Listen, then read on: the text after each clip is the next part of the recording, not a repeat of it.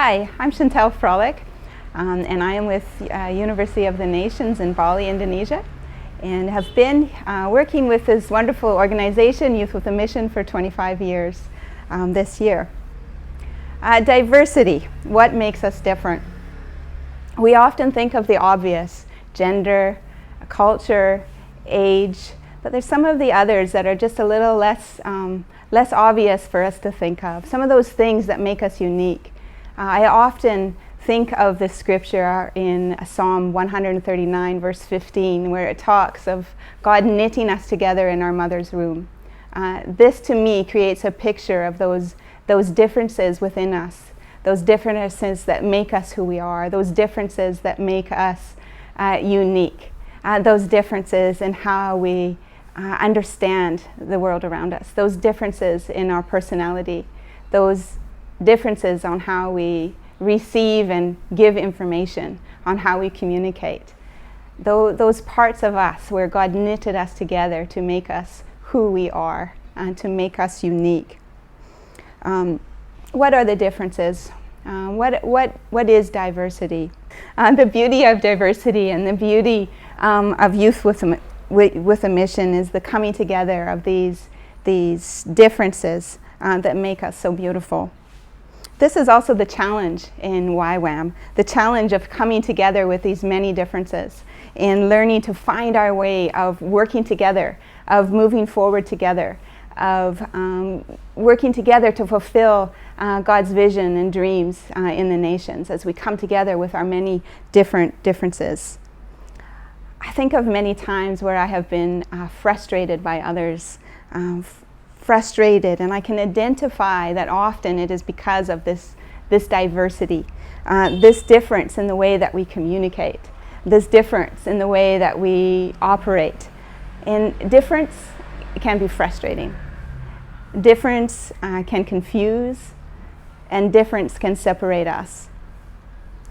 I remember a staff member once, and many people came to me and they were complaining to me about this individual. And they were complaining that this individual was not fulfilling his role well.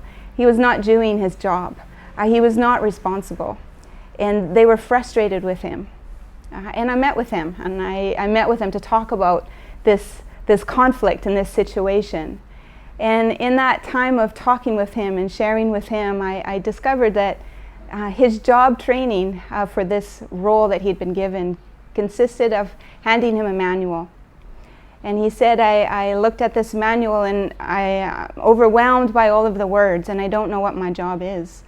I don't know what I'm supposed to do in this job. There's too many words.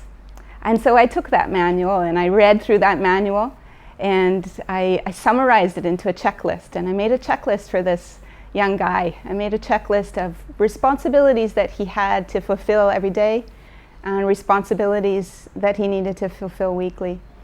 And I discovered something about this young man. I discovered that he was a highly responsible individual, strong character, strong commitment, incredible values, and just very responsible to the calling on his life and the roles that he'd been given. And yet we made the mistake. We handed him a manual when he needed a checklist. And perhaps that person who handed him the manual thought that this was a great way to prepare him for this job.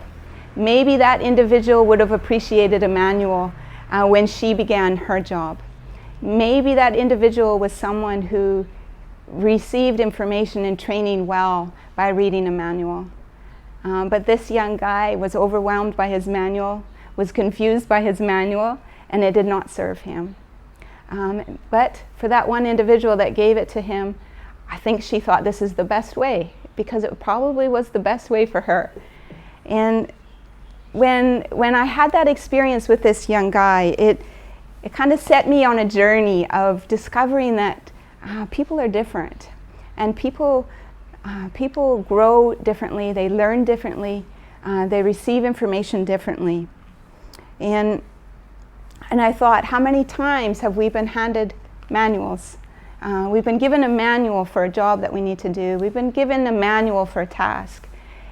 And it just doesn't serve us. We need a checklist. And think how often have we judged someone's character? How often have I judged someone's character? How often have I thought they lack discipline, they lack vision, they lack creativity and responsibility? And how often have I made a judgment on their character? And actually, maybe it wasn't a character flaw at all. Maybe they lack the experience. Maybe they lack support and training. Or maybe they lack the right environment to be able to grow and learn. And maybe, just maybe, they were handed a manual when they needed a checklist. Maybe I need to come alongside that person in a different way and notice their unique differences, those unique differences that are not obvious. They're not the obvious ones by the way that they look, or the country that they come from, or their age. They're the differences that are not so visible. Those differences on how we've been woven together in our mother's womb. Those fine details that make us unique. This diversity can be hard to see. It can be those little differences in the way that we learn, and those little differences in the way that we process information, and those little differences in the way that we communicate. These are thoughts that I'm pondering, and I have learned to ask this different question. When someone comes to me complaining about an individual that's not doing their responsibility, they're not fulfilling their role, a complaint about them, now I want to know about that individual. I want to know, is that individual just not caring? Are they irresponsible? Or maybe they're not equipped for what we've asked them to do. Maybe. Did we hand them a manual when they needed a checklist? Or maybe they didn't need a checklist at all. Maybe there's something else. Maybe there's something else we need to discover about them. Maybe there's something else we can only discover about them as we walk closely with them, as we come alongside them and discover those unique differences of how God knit them and wove them together to be who they are. How is it that we can come alongside them and support them? Let's not be quick to pass it off as a flaw in their character, as a flaw in who they are, as a failure. Maybe it's a difference in the way they learn. Maybe it's a difference in the way that they need support from us. I think often in the way I communicate in our leadership team, I think some can appreciate the depth of details that I share, the thought I put into details. But I do believe there are other people on our leadership team that are overwhelmed by all my words. They are overwhelmed by my manual thinking. They're overwhelmed by it, and they get lost and wonder, what is it that I'm trying to say? What is my point? And I know I need to learn in how to communicate to those people who receive information differently than I receive it. Receive information differently than it's so easy for me to give. It's a difference. Quite some time ago, I wrote up a document, and I was thinking through, it was a long time ago, and it was a situation where I saw a need among our ministries. And I wrote up this complex document of the weaknesses I saw, some strategies I felt would be helpful to put in place. And I worked through this document out of the context of conversations we've had at a leadership team, conversations we'd had with ministries and different staff members.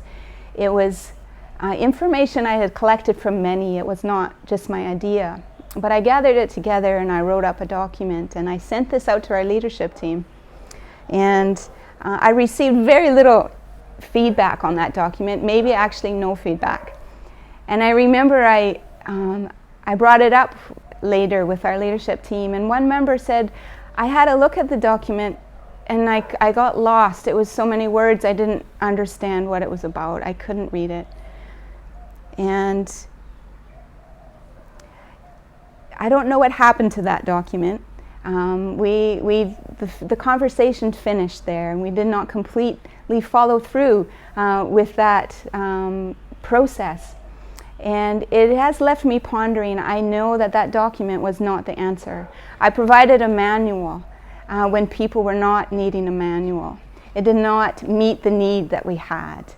And we continue to have many of those conversations around many of those points that I tried to cover in that manual. And we continue to discuss those points and are still working on solutions to these things.